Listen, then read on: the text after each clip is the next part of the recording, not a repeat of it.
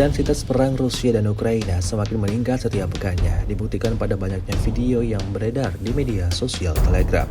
Terbaru, Rabu 22 Januari 2025, sebuah rekaman menampilkan adegan epik dari pengoperasian pesawat tak berawak Rusia dalam menghancurkan militer Ukraina. Operator drone Rusia bekerja sepanjang waktu memantau pergerakan kendaraan militer Ukraina. Angkatan bersenjata Rusia sama sekali tak membiarkan pasukan lawannya bisa hidup dengan tenang. Sejumlah tank dan peralatan militer pamungkas Ukraina lainnya meledak dahsyat dihantam drone Rusia. Personel Ukraina yang berkeliaran pun turut menjadi korban hantaman drone Rusia seperti yang terlihat dalam rekaman. Belum ada tanggapan resmi dari pihak Kementerian Pertahanan Ukraina terkait insiden ini.